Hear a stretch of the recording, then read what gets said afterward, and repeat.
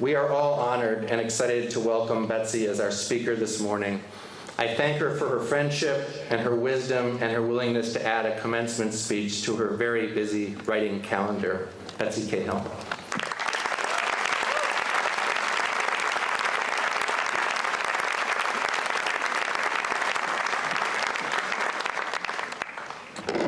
Tad casts a longer shadow than I do. Thank you for that wonderful introduction. It is an enormous honor and a very great pleasure for me to be here today. I'm grateful to the various members of the faculty and of my family who have helped me prepare for this moment. But I owe special thanks to my son Thomas for graciously allowing his mother to crash his graduation. Before I begin my formal remarks today, I'm going to borrow a few words from the first headmaster of St. Andrews, the Reverend Walden Pell, who was both a fellow Rhodes Scholar and a fellow denizen of Christ Church, Oxford. In 1934, at the school's first commencement, he had this to say about the St. Andrews faculty and staff. Bringing widely varying gifts and types of personality to their work here, they have become merged into a closely knit organism with a splendid unity of life and action.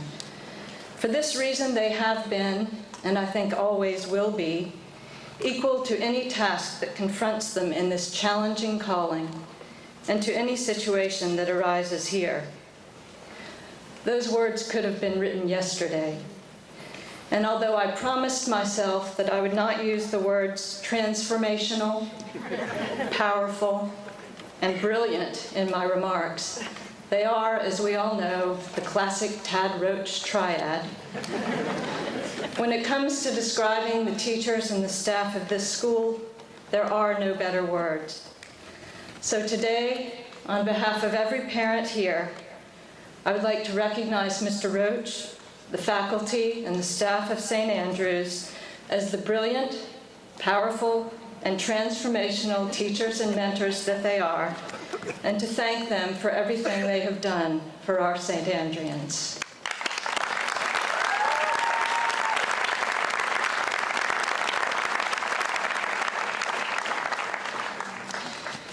It is customary when selecting a commencement speaker to invite a person who has made a substantial mark on the world through his or her accomplishments or erudition. In recent years, St. Andrews seniors have heard words of great wisdom from the former Director of National Intelligence, a well-known news anchor, a professor of Russian literature, and a former governor of Massachusetts. So I have been puzzling for months over why Mr. Roach invited me to speak to you today. Perhaps the Dalai Lama was unavailable. Because you see, unlike these others, I am not in any position to impart words of wisdom or issue injunctions to virtue, as I am neither wise nor virtuous. My failings, in fact, are legion. I haven't read much Faulkner. I'm no good at finance. I lack mastery of any language that might be actually useful, like Spanish or Chinese. As a mother and a wife, I am often unnecessarily cross. As a scholar, I have vast gaps in my knowledge. As a person of faith, I am guilty of spiritual pride and occasional doubt. In short, I am no saint. If you don't believe me, ask Thomas. How then do I dare enter the home of the saints, as the scoring table in the Saprell Fieldhouse proudly proclaims St. Andrews to be? Unlike the 3,431 living alumni of this school, many of whom are in the audience today, I am not a saint, and I never will be. This is not to say that St. Andrews has not worked its magic on me. Every time I spend a day or two on this campus, in a community where kindness, hope, and idealism are so openly embraced and practiced, I feel that I become a better person, at least until I hit I-95. But I'm still not a saint.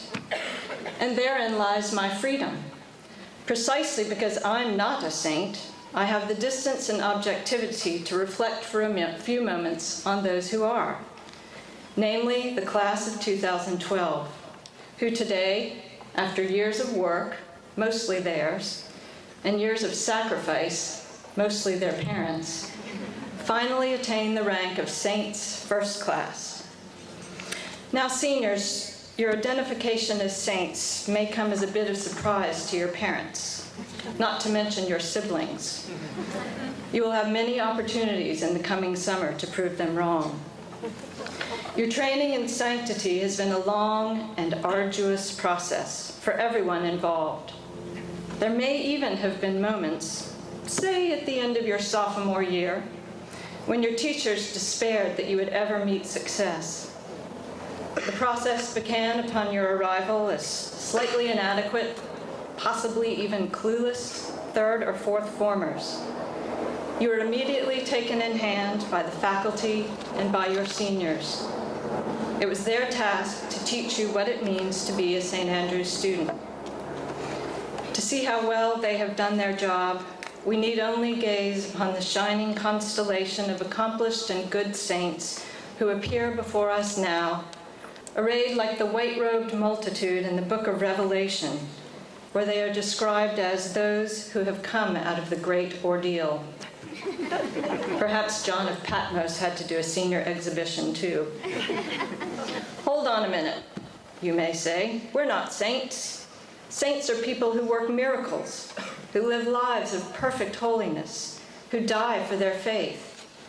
Saints are missionaries, St. Paul, martyrs, St. Sebastian, mystics, St. Teresa of Avila. Saints are philosophers, St. Thomas Aquinas, and theologians, St. Augustine. Saints, you may say, are not like us. To which I say, no. Saints are simply people who respond to God's call in the circumstances they inhabit. Saints are people who engage in the daily concerns and ordinary struggles of their time. Saints are people who take on the challenges of their world with imagination, with compassion, and with love. They are, as the Jesuit theologian Karl Rahner wrote, the initiators and the creative models of the holiness which happens to be right for and is the task of their particular age. Saints are people who will go to 17 deuces if that's what it takes to win a match for the team. They are people who will lay aside the pressures of a humanities paper to show some humanity to a sophomore in crisis, or temporarily put down their math problems to take up the problems of a homesick third former. They are people who can locate the beauty in a line of Virgil or Elizabeth Bishop and articulate the complex causes of the Civil War. They are people who rehearse for hours just to get the descant right, or develop print after print until the contrasting shadows are satisfactory. Sound familiar? It should. I'm describing the class of 2012. You see, I've been checking up on you all a little bit, lurking in the dining hall, waylaying your teachers and advisors all over campus to ask, what makes this class so saintly? And I wish you could hear the pride in their voices as they talk about you. They have recounted to me innumerable examples of sanctity, St. Andrew's style. I have learned the leadership each one of you has shown, whether you hold the title or not. I know about the fort in the woods and the matching Argyle sweaters of the Zach and Cody wannabes at the Disney semi-formal. I am fully aware of, and quite frankly horrified by, your polar bearish imperviousness to the icy depths of Knoxontown Pond. I know of your discussions about the subtleties of evolutionary theory and your imaginative engagement with the novels of Junot Diaz and Isabel Allende. I have heard how you recover from your mistakes, triumph over setbacks, and help one another up when you stumble. I understand how far some of you have come and how far some of you may still have to go. In a few moments, your work as St. Andrew's students will be at an end. As you make your exodus from this place, in one sense, you will be gaining freedom from bondage. No more Friday night study hall, or room inspection, or dress code. No more detentions, although I'm sure that wouldn't apply to any of you. In another sadder sense, you'll be entering the wilderness, a world without advisee gatherings, the Frosty Run, sisal matches, and the morning mist on Knoxontown Pond. You can be forgiven for not knowing whether to laugh or cry. You might be doing both at the same time. But while your work as St. Andrew's students may be at an end, your work as St. Andrew's saints is just beginning as you turn to face what Ronner called the task of your particular age. And your task is to take the St. Andrew's model of community out to the world and to recreate it wherever you may find yourself.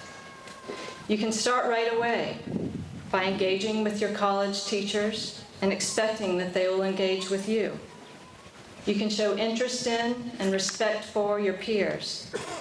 You can reject a whatever culture that is awash in cynicism and apathy. You can demonstrate your capacity to think rigorously, to write forcefully, and to communicate effectively, skills that you have honed in Mr. O'Connell's biology lab and at Ms. Xu's Chinese table, at Mr. Higgins' whiteboard, and in Mr. Spear's classroom. You can and you must show the world, to quote Ronner again, that a certain form of life and activity is really genuine possibility. And that form of life and activity is the engaged, caring community life that you have lived and learned at this school. Your training for this task has occurred every day of your life as seniors. When you became aware that someone was having a rough time, you didn't turn away. You lent a hand yourself, or you tipped off Wiz or Mrs. Brownlee. When you encountered an opposing viewpoint in ethics class, you didn't just shrug and tune out. You listened to the other person and engaged in a dialogue. When you came across freshman boys who were a little too attached to the Xbox, you didn't mutter whatever and continue down to the corridor. You collared them and dragged them out to this very lawn to throw the frisbee. You have filled this campus to the brim with your engagement, your compassion, and your devotion. Now, it's time to go fill the world. The task ahead will not always be easy. Being a saint rarely is, or so my husband tells me. You will encounter teachers who seem indifferent, and peers who show little respect for anyone, including themselves. You might not make the varsity squad, or earn first chair in the orchestra, or get straight A's, although coming from St. Andrews, this might not be such a novelty. And when setbacks occur, you won't be able to walk into Mr. Roach's kitchen and console yourself with ice cream from his freezer, or knock on your advisor's door at midnight to bare your soul. But in those moments of difficulty, you will be able to call on the resilience you have developed from the challenging work of making a life for yourself at this school. You may have heard people refer to the St. Andrews bubble, as if the life here is a bit of a contrivance or a fairy tale, fine for this place, but not realistic for out there in the real world. I prefer to think of this school as an incubator. Yes, it is a warm and cozy environment. By and large, there is more mercy than justice, more kindness than cruelty, more engagement than apathy. This is not to say that St. Andrews is a Miltonic paradise, shielded by a verdurous wall and made fragrant by gentle gales. Nor are you perfect. You have sometimes strained the quality of mercy past its limits. You have occasionally adopted postures of cynicism or apathy. It's even possible, despite Senora's strenuous efforts, that you have let an unkind word cross your lips once in a while. But if St. Andrews can make me a better person in the space of a weekend, it has surely worked its magic on you too. Now, it is true that the rest of the world is not like St. Andrews, at least not yet. That's your job, to take with you the life, the values, the lessons that you've learned here, and carry them out to the world. This is what saints do. And believe me, the world needs saints. It needs people who can model empathy and intellectual rigor and authentic engagement. It needs people who can bounce back when the chips don't fall their way, people who embrace a larger purpose than strategic and narrow self-interest. And if you can recreate the life you've known here in new ways and in new places, the world will be better for it. Saints of 2012, you're just in time. Your school's eponymous Saint Andrew models how saints do their work. Known in Greek tradition as the protoclete, or first called, he dropped everything to answer the summons of Christ, and he followed that call to his own death on an X-shaped cross. He was faithful and engaged. And although he never attained the fame of his brother, Simon Peter, he helped the ministry of Jesus in small but crucial ways. In particular, as John's Gospel tells it, Andrew played a pivotal role in the miracle of the loaves and fishes. He brought forward the boy whose scarce provisions Christ blessed and turned into food for 5,000. In his remarks at the school's first commencement, Headmaster Pell linked that gospel miracle to the very founding of St. Andrew's. He recalled rowing across the pond to the point, climbing up the bank, and surveying the site of the future school. He saw people fishing for bass on the lake and caught sight of a stand of golden wheat next to stakes in the ground where St. Andrew's would soon rise. Being well versed in his scripture, the good reverend immediately connected this tableau to the feeding of the 5,000. To me, he said, the building up of this school has been another miracle of the loaves and fishes, which have been multiplied not into more loaves and fishes, but into a food of the mind, of the spirit, a food of life for many boys, and now, of course, for many girls, too. Today, we celebrate the miracle of loaves and fishes writ large in the life of a school. Even though you are leaving today, never again to be a St. Andrew's student, your work as a saint will spread to the world beyond the classrooms and dorms and fields where you have already done so much good. Thanks to your brotherly advice, your sisterly concern, and your facility with the Frisbee, future saints will preserve and hand down your legacy of wisdom and kindness at this school. And from this moment onward, if you continue to step forward and offer what you have, countless others will be blessed with abundance. Congratulations, saints of the class of 2012, and Godspeed.